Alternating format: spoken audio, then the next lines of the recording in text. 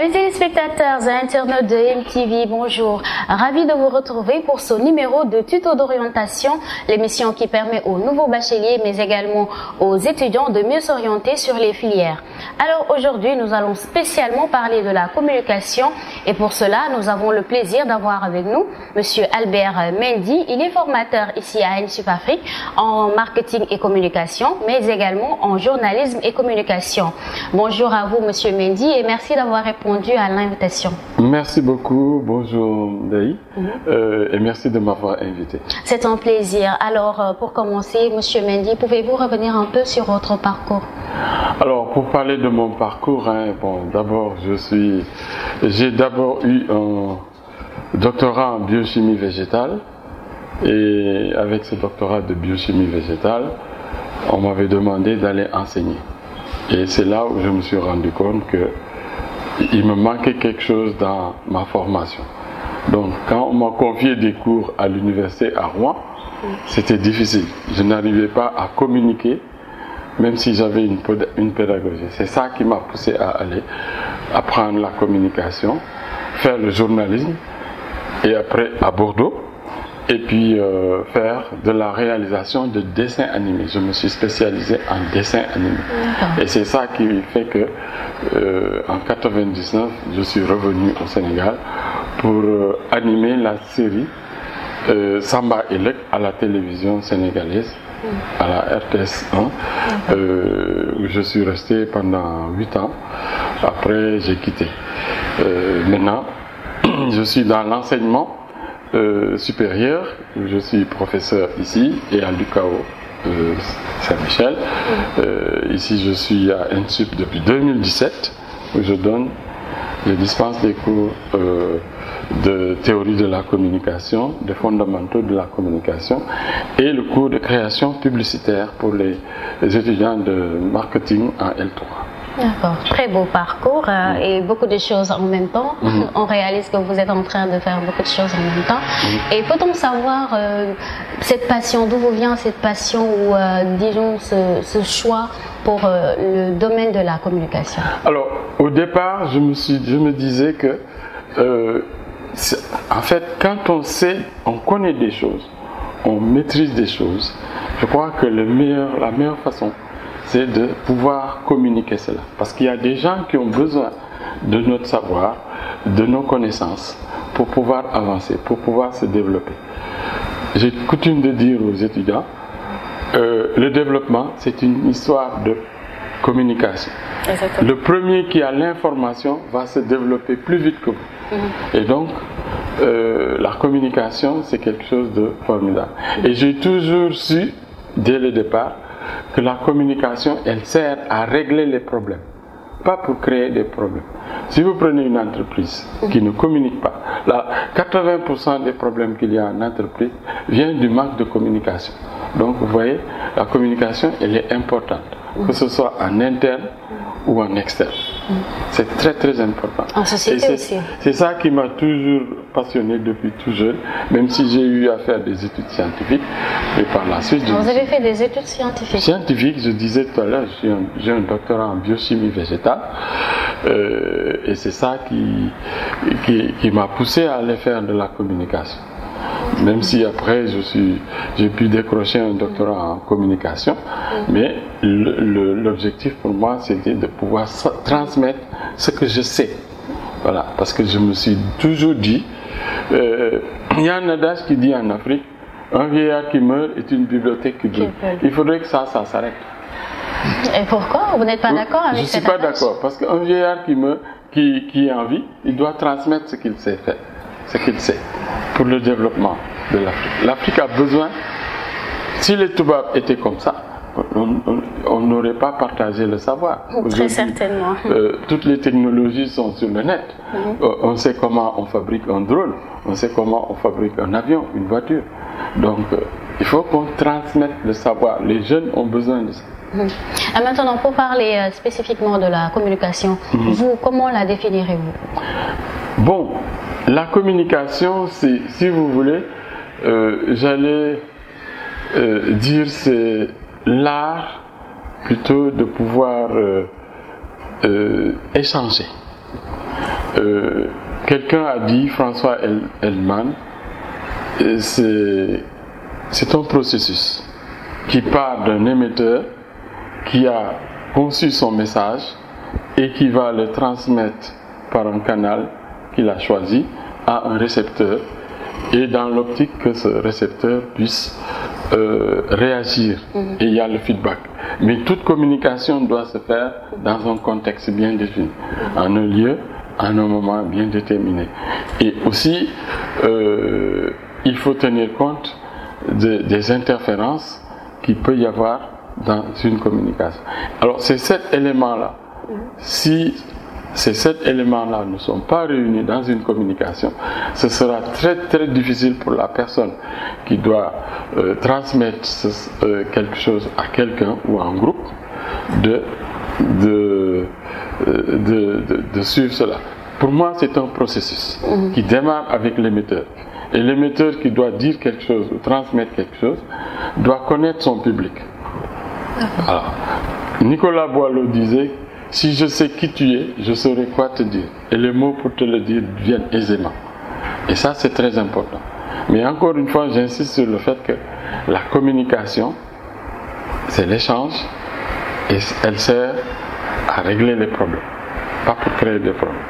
Elle sert à régler des problèmes, mais on dirait que la communication, elle a plusieurs définitions à elle toute seule. Oui, il y a beaucoup de gens qui ont défini la communication. Mais aujourd'hui, il faut se dire qu'il y a un processus de communication moderne que nous tous, qui sommes des professionnels de la com, on s'entend sur cette... Voilà. Aujourd'hui, dans une communication, il faut les 7 éléments: émetteur, message, récepteur, canal, feedback, contexte et interférence. Voilà, je crois que la définition, elle est claire. Alors, peut-on savoir quels sont les prérequis? Alors, les prérequis pour faire la communication, moi je le dis et je le répète, quelqu'un qui veut faire de la communication, il faut d'abord qu'il ait un projet professionnel, un projet personnel professionnel. Il faut savoir ce que je veux devenir. Si le métier que je veux devenir plus tard est un métier qui demande où je dois utiliser la communication, j'ai intérêt à apprendre la communication. Il y a des métiers comme transport logistique ou bien des métiers comme d'autres filières comme transport logistique qui ont beaucoup moins besoin de la communication. Mais les filières journalisme communication, marketing communication, administration des entreprises, gestion des ressources humaines, management de projet ont besoin de la communication. Parce que sans la communication, ils pourront pas, leur travail ne pourra pas se faire normalement. Je prends le cas du marketing. Vous ne pouvez pas vouloir vendre des produits si vous ne savez pas communiquer. Un commercial qui ne sait pas communiquer, il ne vendra rien. C'est ça. Vous êtes porteur de projet de création d'entreprise. Face à un bailleur, il faut savoir être convaincant. Vous recherchez du travail en tant que demandeur d'emploi, vous allez à un entretien d'embauche, il faut savoir parler. Parce que le recruteur va te demander dans un premier temps, parlez-moi de vous. Il faut savoir quoi lui dire. Il ne faut pas venir lui dire qu'est-ce que vous voulez savoir. Non, il faut être entraîné. Alors, dans d'autres domaines aussi, que ce soit le management de projet, que ce soit le journalisme, surtout encore plus le journalisme, il faut savoir communiquer. Alors, les prérequis, c'est vraiment d'abord avoir un objectif. C'est ce que je veux devenir. Deuxièmement, il y a aussi des dispositions pour pouvoir faire de la communication.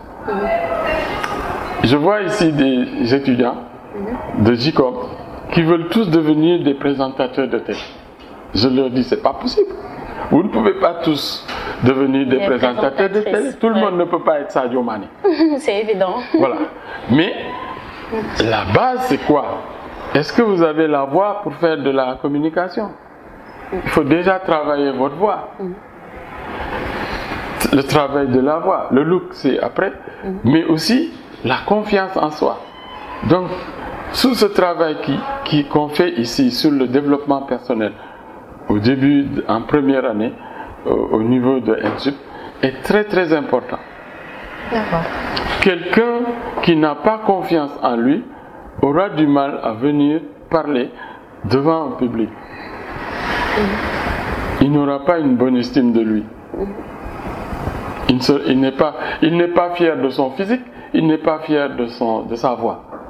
Donc il aura du mal à se tenir devant les gens, devant un public pour parler. La confiance en soi. Donc il faut qu'il règle ça d'abord. Ce problème d'estime de soi doit être réglé. Et c'est bien qu'en première année qu'on commence par ça. Alors, donc il y a ce projet personnel professionnel et deuxièmement, ce travail sur le développement personnel.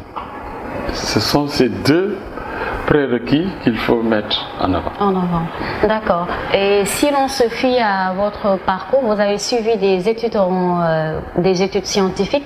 Est-ce qu'il est nécessaire d'avoir un diplôme littéraire pour suivre la communication ou bien on peut s'ouvrir à tout le monde? Moi j'ai coutume de dire tous les diplômes scientifiques, littéraires peuvent mener vers la communication. D'accord. Parce que vous êtes scientifique, vous voulez suivre une filière scientifique. Demain, si vous êtes professeur, vous êtes appelé à communiquer. C'est très important. Mais toutes les filières peuvent mener vers la communication. Mais encore faudrait-il que chacun puisse choisir, disons, ce qu'il veut faire plus tard. Mais à partir d'un bac scientifique, un bac littéraire, un bac technique, tout étudiant peut venir s'inscrire en communication. Évidemment, s'il a des dispositions, je vois des universités où vous faites un entretien et on vous écoute si vous avez des aptitudes pour pouvoir faire de la communication. Voilà, et on vous oriente. Voilà. Il faut qu'on arrive à ça dans toutes les universités, qu'elles soient publiques ou privées. Après avoir eu le diplôme de communication, quels sont les débouchés qui s'offrent à la personne qui a le diplôme? Bon, alors, que ce soit en marketing communication ou en journalisme communication, il y a beaucoup de débouchés. Je prends le cas du journalisme communication. Les journalistes, cette formation peut mener à devenir journaliste, à devenir chargé de communication dans une boîte, à pouvoir disons, gérer les relations publiques dans une entreprise, gérer la communication interne, la communication externe, mais encore une fois, il faut pouvoir se spécialiser. Il faut que l'étudiant arrive à se spécialiser, soit en presse écrite, en presse, en radio, en télévision ou en presse digitale. Et tout dépend des atouts, des forces et des faiblesses de l'étudiant.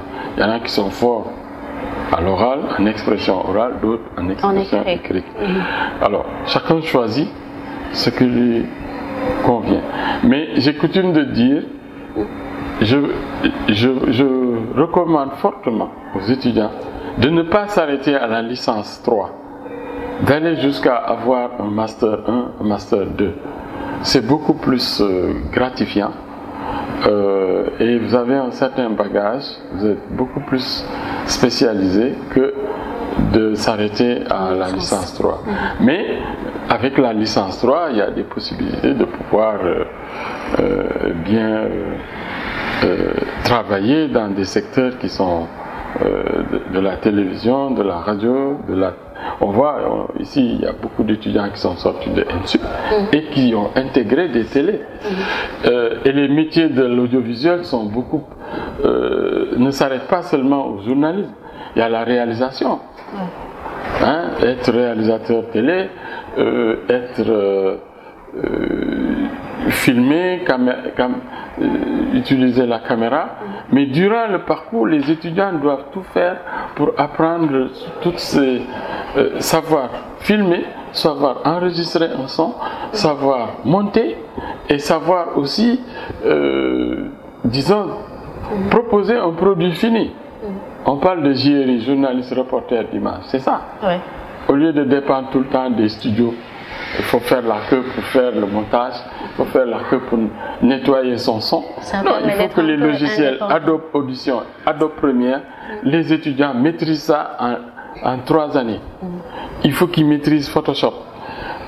Et les métiers, vraiment, sur le plan journalistique, du journalisme et communication, il y a beaucoup de débouchés au Sénégal. Si on prend le marketing aussi, il y a beaucoup de débouchés. J'ai coutume de dire aux étudiants qui sont en marketing, vous avez cette panoplie de métiers que vous pouvez faire au niveau de votre... Ici, il y a des métiers du marketing qui sont liés aux études, à l'étude et à la stratégie. Il y a des métiers qui sont liés au marketing axé sur le produit et des métiers qui sont liés au marketing orienté vers le client. Et tous ces métiers, comme le métier de chef de produit, chargé d'études marketing, de responsable marketing, de chef de produit, de chef de projet marketing, de responsable de promotion des ventes, c'est des métiers à apprendre, à maîtriser.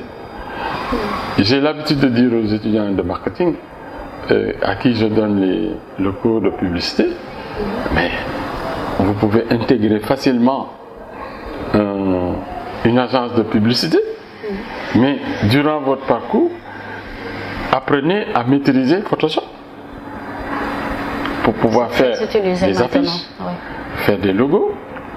Et quand vous allez sortir de L3, vous avez votre book. Le book est beaucoup plus enrichissant que le CV. Ouais. Partout où vous irez, vous allez amener votre book pour pouvoir le présenter.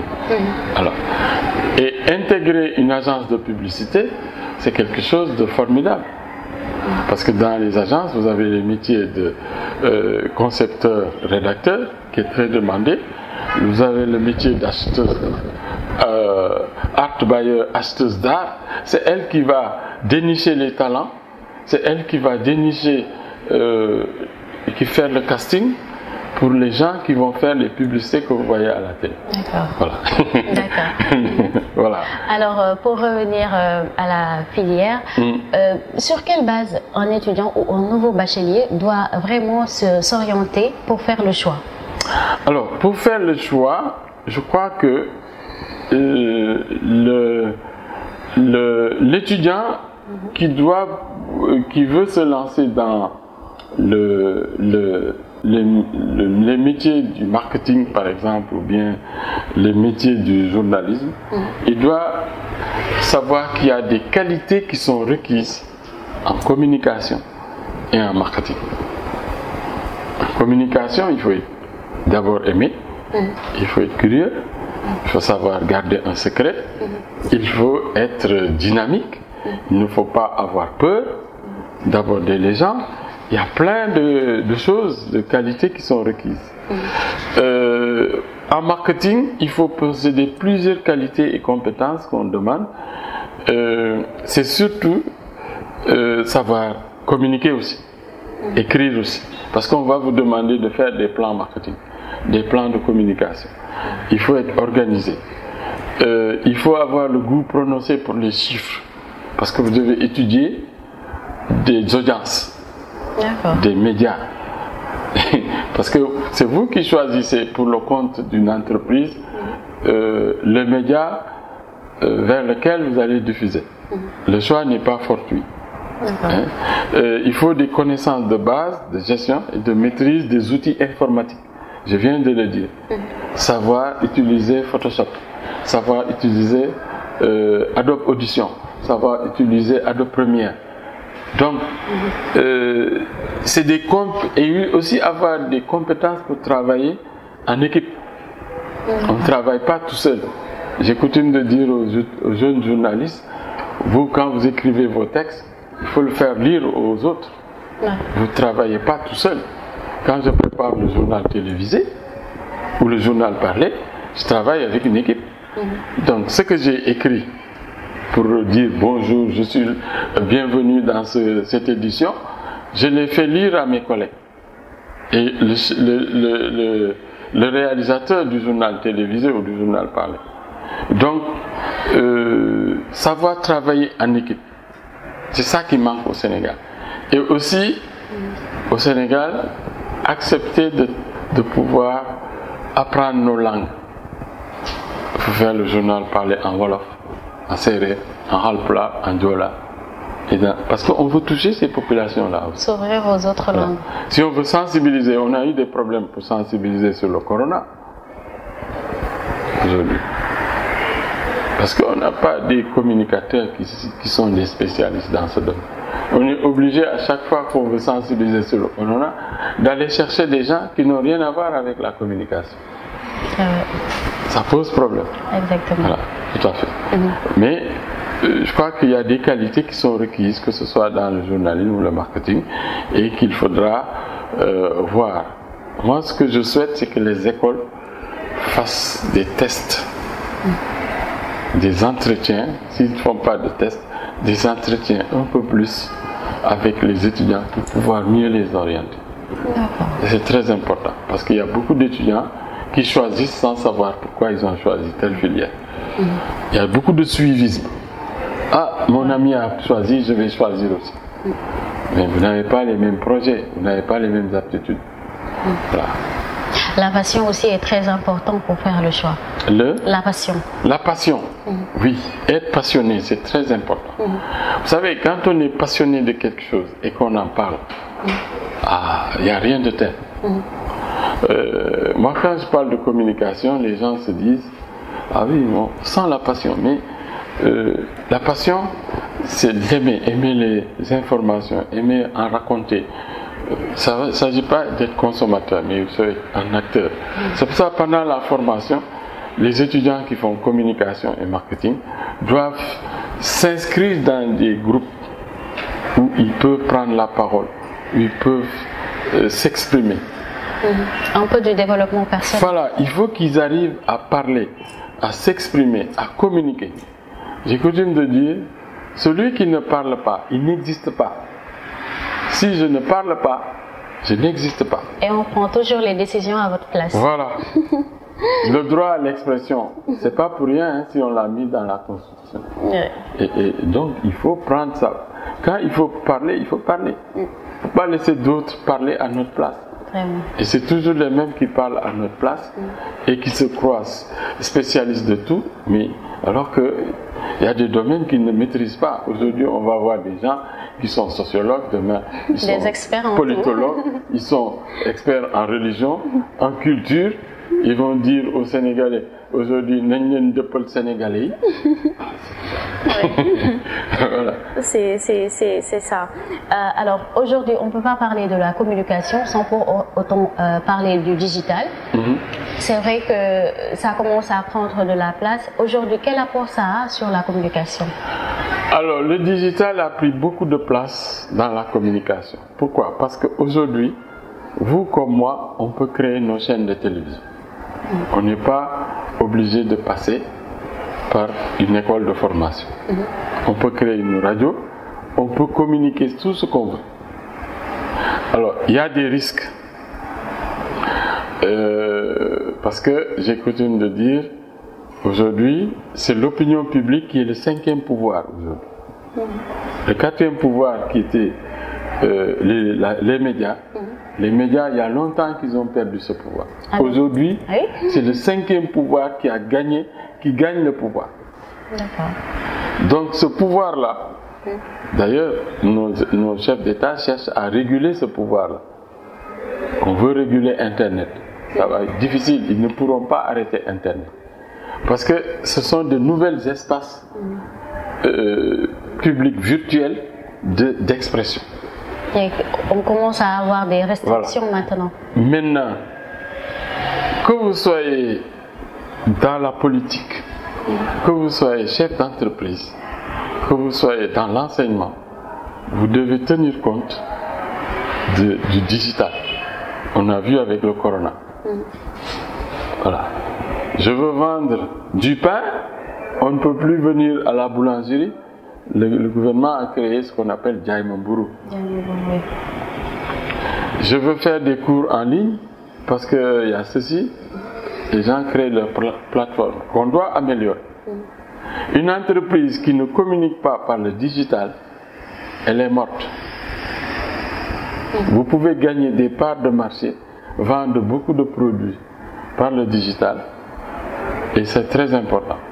J'ai l'habitude de dire aux étudiants qui vendent des choses sur WhatsApp, je vois vos statuts, mais les produits que vous mettez, vous ne mettez ni vos noms, ni vos coordonnées, ni votre numéro, ni les prix. Comment les gens peuvent vous acheter? Donc le digital compte beaucoup. Et il y a des parts de marché à gagner au niveau du digital. L'autre élément important dans le digital, c'est l'interactivité. Voilà. La possibilité d'interagir, de réagir par rapport à ce qui est proposé. Que ce soit une information ou un produit, les gens peuvent réagir. Ce qui n'est pas le cas quand je vois une publicité à la télé, je ne veux pas prendre mon téléphone pour dire oui, ce produit-là est bon. Non. Là, le produit est passé. Si ça vous intéresse, vous allez acheter. Alors que sur le net ou sur les réseaux sociaux, le produit, on vous l'a montré. Vous pouvez l'acheter, personnaliser le produit. Or, le digital est j'allais dire un secteur, j'allais plutôt dire, il faut que les entreprises, qu'elles soient publiques ou privées, intègrent le digital parce qu'elle va de plus en plus prendre une place importante dans la vie économique, dans la vie culturelle, dans la vie sociale. D'accord.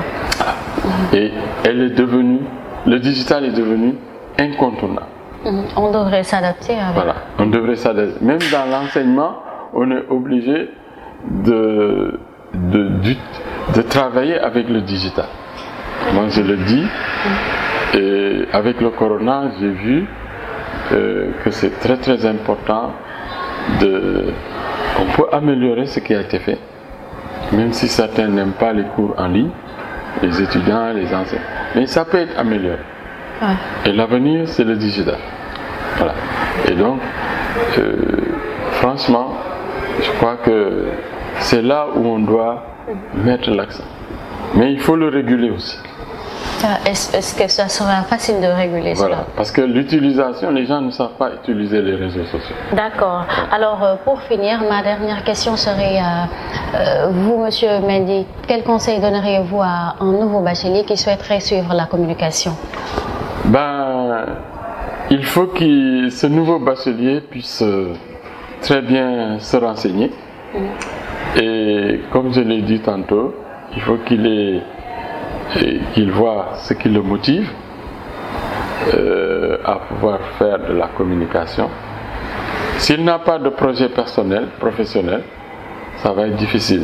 Il faut qu'il se renseigne très bien sur les débouchés de la communication, que ce soit en marketing ou bien en journalisme communication.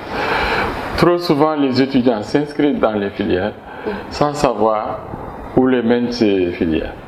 J'ai coutume de leur dire, vous ne pouvez pas monter dans un bus sans savoir où ce bus vous mène. La filière, c'est ça. La destination. La destination. Donc, le plus important, c'est qu'est-ce que je peux faire avec la communication. Voilà. Et donc, les écoles ont cette responsabilité de pouvoir mieux orienter, surtout les écoles privées, les universités privées, pouvoir mieux orienter les étudiants. Au niveau des écoles, les universités publiques, c'est un peu plus difficile. Mais au niveau des universités, il faut qu'on puisse créer des services d'orientation. Et au niveau de l'année aussi, que les universités puissent organiser des salons de l'orientation pour permettre aux futurs bacheliers de pouvoir mieux s'orienter. Voilà. D'accord. Alors, amis téléspectateurs et internautes de MTV, nous sommes arrivés au terme de cette émission. Merci à vous, Monsieur Mendy, d'avoir répondu à l'invitation. C'était un plaisir. Merci également à l'équipe de la production, Matardian Ndiaye et Lamine, pour la réalisation de l'émission. Merci à vous, amis téléspectateurs, de nous avoir suivis. Rendez-vous très prochainement pour un autre numéro de tuto d'orientation. Au revoir.